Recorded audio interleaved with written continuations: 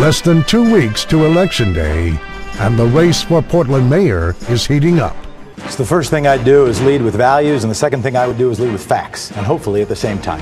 Fresh off the Oregonian News Channel 8 debate, State Representative Jefferson Smith makes his case to lead the city, here on Straight Talk.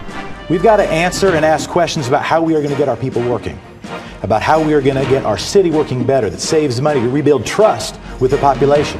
From handling the police bureau, to fixing schools, to boosting East Portland, answers to the questions Portlanders are asking as they fill out their ballots in one of the biggest races in this May's primary.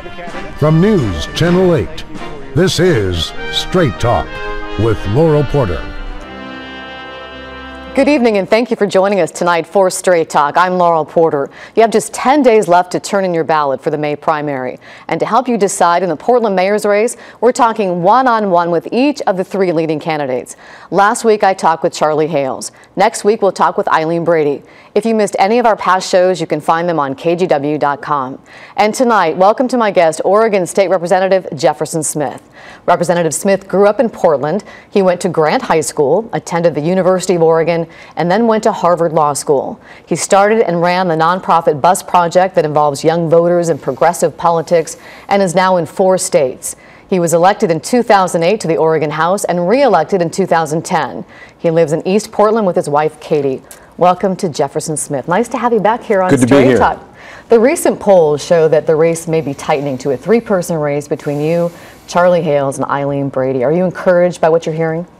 We've been encouraged by what we've been hearing for a while. And we just did our 100th house party. We've gathered, I think, now more individual donors and individual supporters and volunteers, maybe more than any candidate in the history of the city. It was nice to see a poll that was reflecting what we've been hearing on doorsteps, which is the more we have a chance to communicate with voters about our homegrown economy message, about being careful with money. Even occasionally that means saying no to some tax breaks and big projects that some big political donors might like. That, yeah, the more chance we have to communicate about that stuff, it seems to be going well. Charlie Hales is running on his experience in City Hall, saying he's the only one of the three of you that can hit the ground running. They'll have no learning curve. Eileen Brady running on her business credentials with New Seasons. Why do you think you'd be a better mayor than the other two? If I were in your shoes, because I think you're a Portland voter, and I know people out in TV land are Portland voters, I'd be thinking about leadership and values.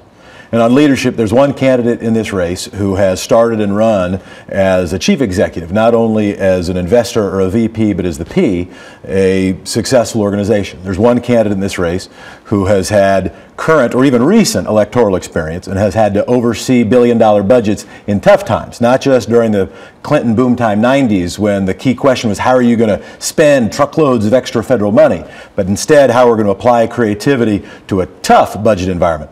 There's also only one candidate in this race who I think has demonstrated the values that are most connected to this city, which include being careful with money so that we can apply them to our neighborhood and community priorities. So based on leadership and values, I at least am voting for me. Well, a lot of people are just getting to know you, getting to know Jefferson Smith. We know you were a state legislator. We know also that you started the bus project. Tell us a little bit more about yourself. What do you do for a living? You're not practicing as a lawyer, right? Yeah, right now I'm in the legislature and I'm running for mayor. And beyond that, I spend a tiny bit of time with my wife, who I love very much, and I miss even more. No, I don't miss her more than I love her. I love her more than I miss her, but I do miss her a lot. Prior to that, was an executive director of a nonprofit organization, the Bus Project, grew it from nothing to a going concern with affiliated headquarters in 4 states and recently spawning operations in Cameroon and Liberia. Prior to that, briefly I was a lawyer. I dabbled with the practice of law. I clerked for the Ninth Circuit Court of Appeals, was a federal clerk, had a promising potential legal career, but ended up cashing it in instead for running a nonprofit organization, which I've loved. But you don't take a salary from the Bus Project now, right? No, right now I've been serving the legislature and running for mayor. Which doesn't really pay the bills, so how are you sort of making ends meet as you run for mayor? Right now I'm running for mayor and I'm serving in the legislature, and luckily we're pretty careful with money as our family. I mean, most of the people. I think that both the other candidates for mayor have taken leaves from whatever it is they've been doing. I don't know that you might ask them what their current employment is. I think very often we treat budget questions as yes or no questions. Do you want to spend money on this or not? Very often a better way to approach that question is how can it best leverage other resources? So for instance, if the city of Portland is approached, it's a rare time that we should kick in city money for things that aren't particularly within the sphere of city control.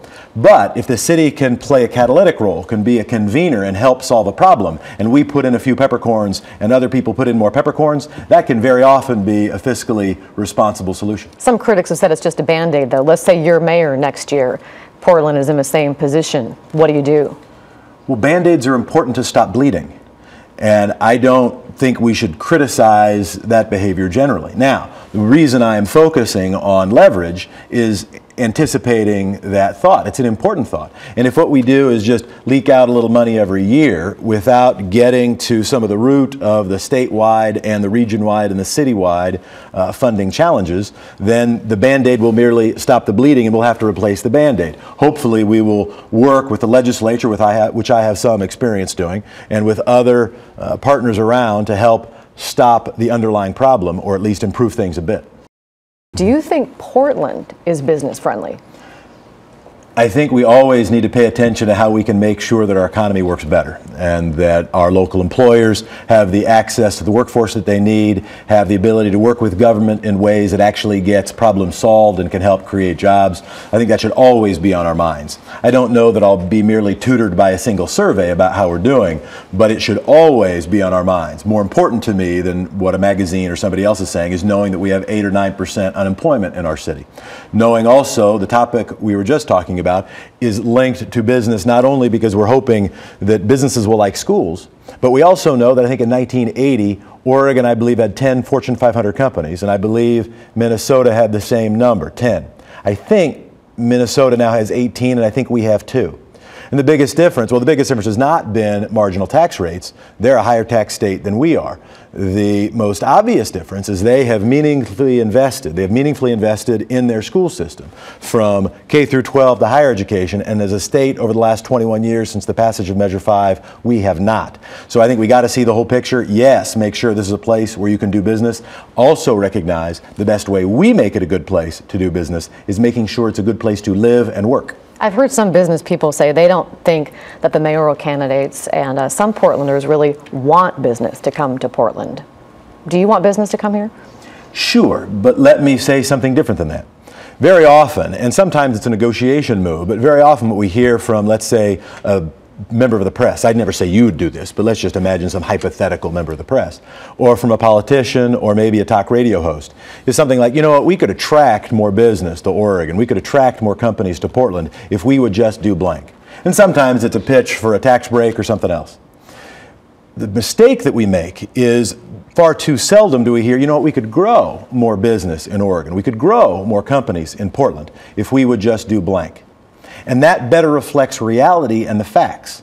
Most of the job growth in our city and state, and in fact in almost every city and state across the country, has not come from recruiting or getting non-resident, later stage, larger employers, but has happened, almost all of the growth has happened from earlier stage, smaller, homegrown businesses. So when we're thinking about a business strategy, it's not only recruitment, it's even more cultivation. How can we grow what we've got? Let's shift gears a little bit to the police bureau. Sure. You're supported by the police officers union. If you were the mayor, would you head up the police bureau? I know Hales and Brady have said they would. Yeah, I've tried to be pretty disciplined about avoiding to make bureau assignments before I know who the city council is going to be, because it's a puzzle. And if you try to fit in too many of the puzzle pieces, it makes the other placements more challenging. I've had 1.5 exceptions to that, and those exceptions have been the Office of Management and Finance, because the mayor's got to do the budget, and the Police Bureau, where all things being equal, barring exigent circumstances, yeah, the Police Bureau goes to the mayor. And I think there are things we've got to do to bridge the gap between the Police Bureau and management and community expectations, and the mayor's going to have some work to do. So you're still thinking about whether you would head it up. The police union. Well, no, let me be more clear to make sure that I'm communicating clearly. Almost certainly I'll take the Police Bureau. Okay. As I said, barring exigent circumstances, Police Bureau goes to the mayor. And the police union wants more officers on the street. Do you support that? And how would you be different than Sam Adams when looking at the Police Bureau? It would be marvelous and important and almost critical to get more officers on the street. Not only for a safer city, but so that we can have the kind of community policing that we want.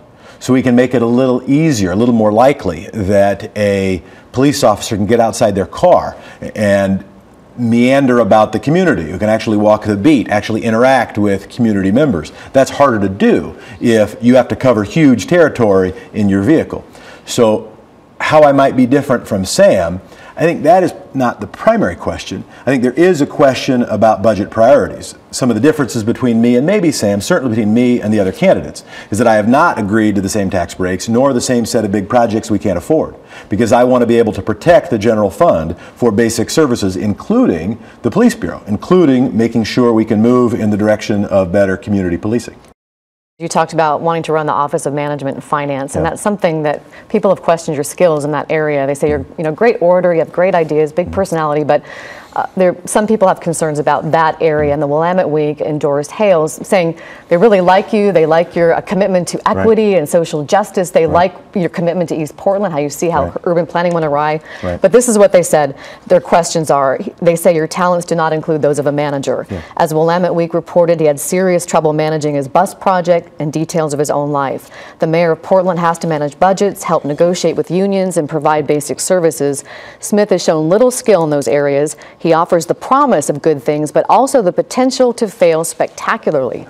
How do you respond to that?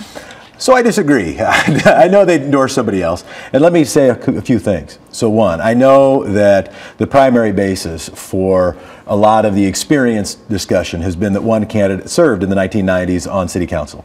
And I first want to take that on squarely. In the last 50 years, we've had 8 mayors in the city of Portland. 4 have served on city council, 4 have not. The 4 that did were Neil Goldschmidt, Sam Adams, Connie McCready, and Frank Ivancy. The 4 that did not, Bud Clark, Tom Potter, Vera Katz, and Terry Shrunk. If you're going to pick which group of 4 you're going to pick, it's not terrifically clear which one you'd pick. Having served previously on city council is not a great indicator of success as a mayor. But what about your skills as manager? Let's talk to me as a leader. Talk about me as a leader.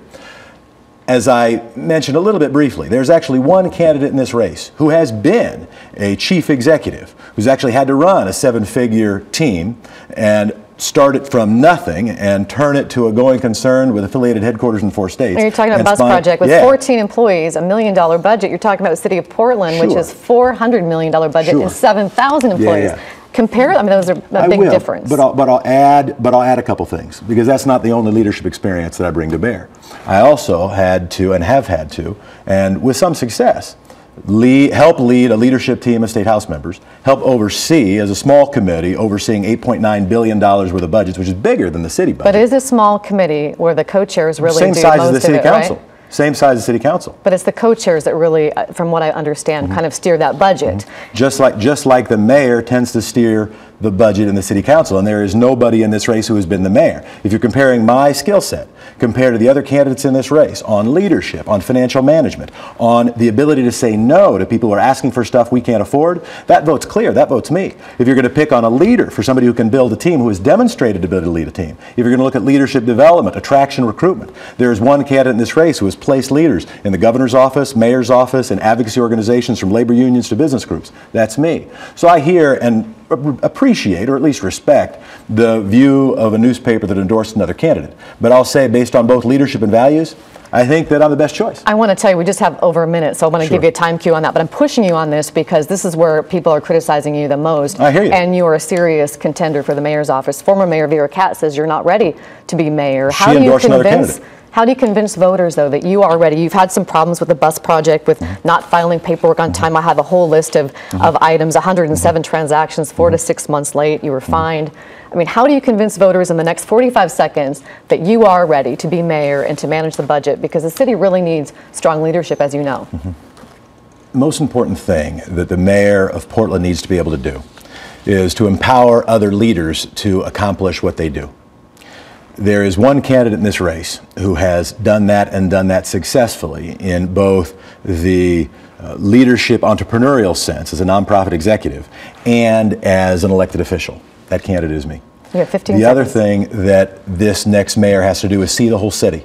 And we've got to be able to make the city work for the whole city. Was named the 2011 Small Business Champion, have worked to save money in the budget, are the only one who's showing that budget discipline. And on leadership and values, I'm hoping to get your vote. I have to stop you there. JeffersonSmith.com if you want more information.